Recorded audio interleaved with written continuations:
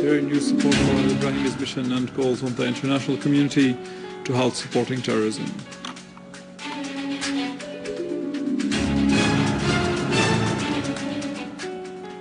A Lebanese source admits the killing of 17 armed men who tried to infiltrate into Syria.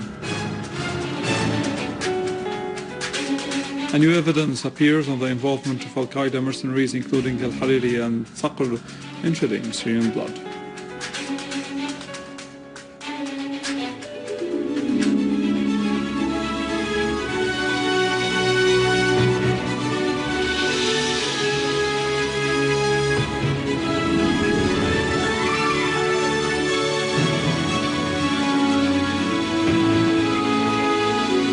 Good afternoon, this is news in English from the Syrian Arab television in Damascus.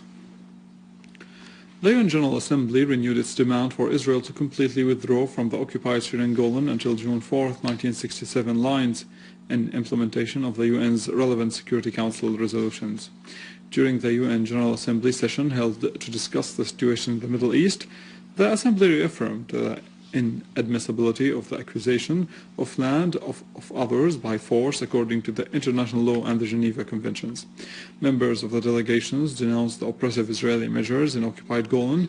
Syria's permanent representative at the UN, Bashar Al Jafaari, stressed that Syria is determined to liberate the Golan fully by all means guaranteed by the international law. Al-Jafaari affirmed that the solution of the Syrian crisis should be political, based on conducting dialogue among the Syrians led by the Syrians themselves. Addressing a UN General Assembly session, Dr. Al-Jafaari clarified that the success of any initiative to resolve the crisis in Syria requires from all the states supporting terrorism to halt funding and arming terrorists. He emphasized that Syria supports the UN envoy al-Akhdar al-Ibrahimi's mission and agrees with him on the necessity of finding a comprehensive political solution to the crisis in Syria with the participation of all parties.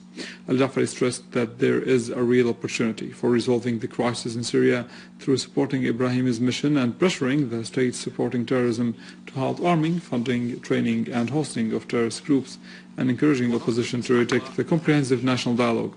He referred to the rejection of some member states of the UN Security Council to denounce terrorist explosions that took place in Syria and claimed the lives of scores of Syrians.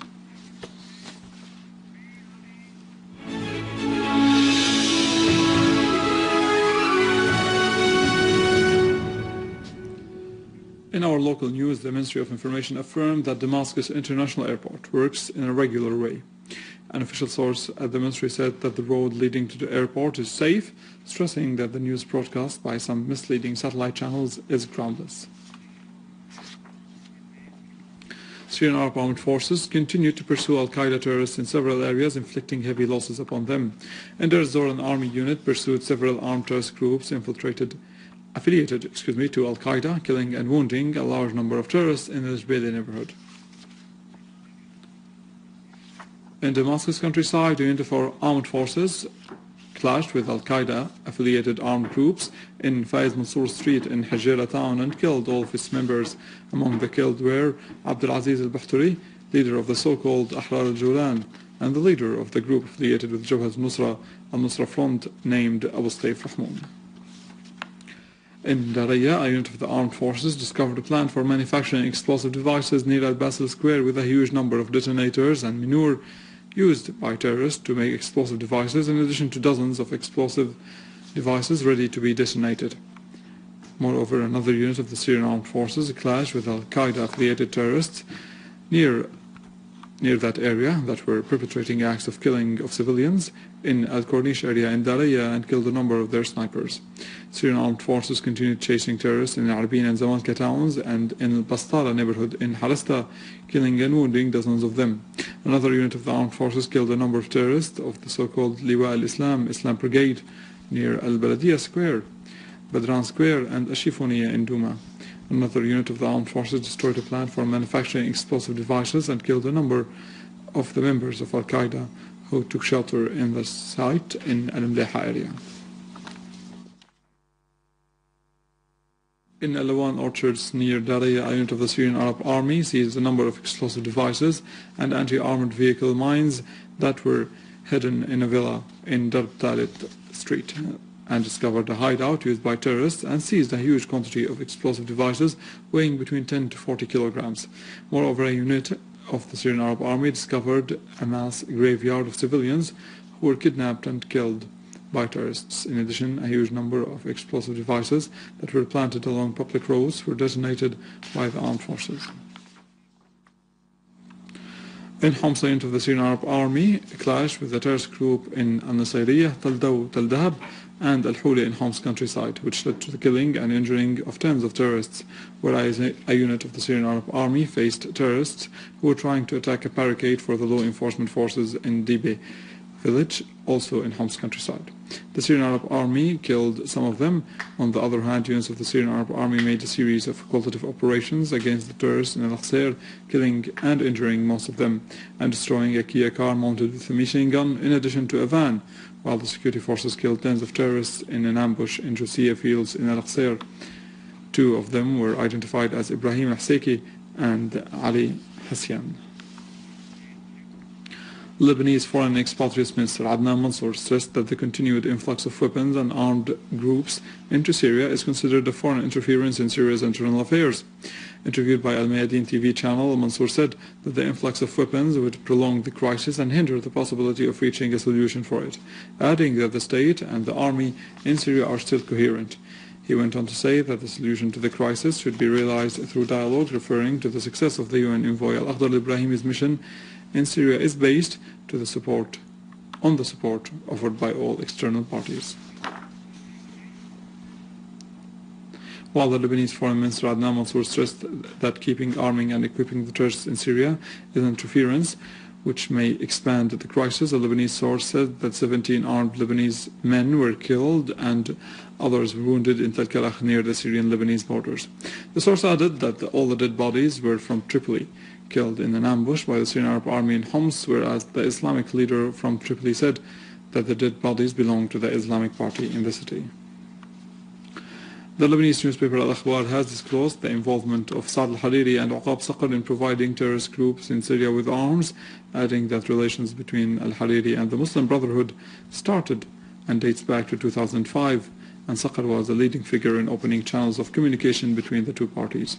The newspaper went on to say that the operation room was created in the Ashrafiyya area in Beirut in 2012, and that a number of Syrians and Lebanese young men were plotting against Syria in cooperation with a number of Western countries and others inside the country.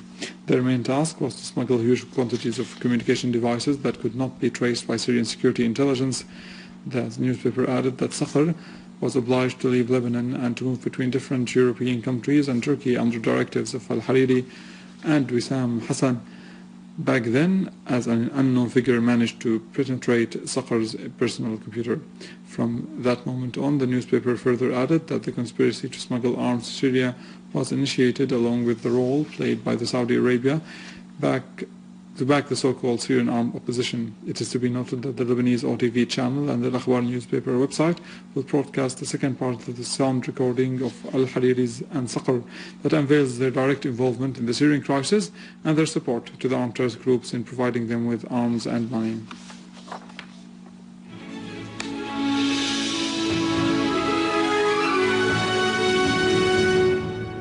Many charity activities is taking place in Damascus nowadays before the holy seasons. A closer look in the following report. Every year, the Church of Lady Damascus hosts many charity activities, particularly before Christmas and New Year's holiday. However, this year was different, as the charity work was focused on helping the displaced families who were forced to leave their homes due to the current circumstances that the country is going through.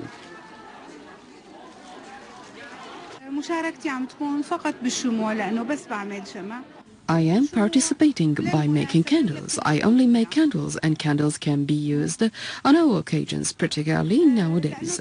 All the turnovers goes to local charity. The St. Paul Charity Organization has given away many blankets and jackets to the displaced people to help them face the cold winter, as many of them can't get the heating fuel that they need. There were also some charity organizations that are paying for the medication and medical operation for these families. We are the Syrian Organization for Preventing Bone Mass Loss. We want to make the public aware of this issue. We do this by lectures in schools and universities. We also do tests free of charge. These are simple things. We are here today to connect with the people, and many people are coming in, and this gives hope, and all of us need hope. There were also some women helping the charity organizations by offering the cooked food and hot meals to the displaced people, and some other women are making blankets and other handcrafts so that they can be marketed, and after that the turnover is being given to the charity organizations so that they can help the displaced people. And with the holiday seasons, we reach the end of our news. For more information, visit our website in English, www.syriaonline.sy. Stay with us after the break. Khalid has the latest in economy and finance.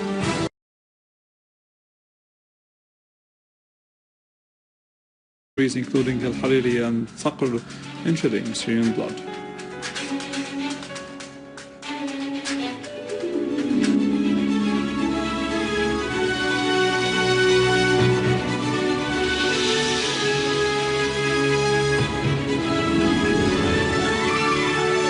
Relevant Security Council resolutions. During the UN General Assembly session held to discuss the situation in the Middle East, the Assembly reaffirmed the inadmissibility of the accusation of land of others by force according to the international law and the Geneva Conventions. Members of the delegations denounced the oppressive Israeli measure.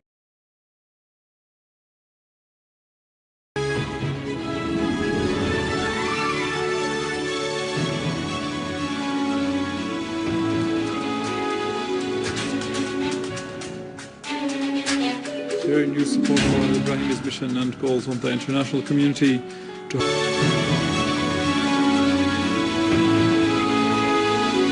Good afternoon, this is news in English from the Syrian Arab Television in Damascus. The UN General Assembly renewed its demand for Israel to completely withdraw from the occupied Syrian Golan until June 4, 1967 lines in implementation of the UN health supporting terrorism.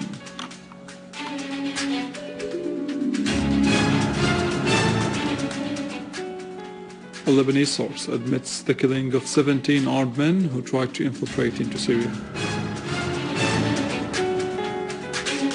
A new evidence appears on the involvement of al-Qaeda mercenaries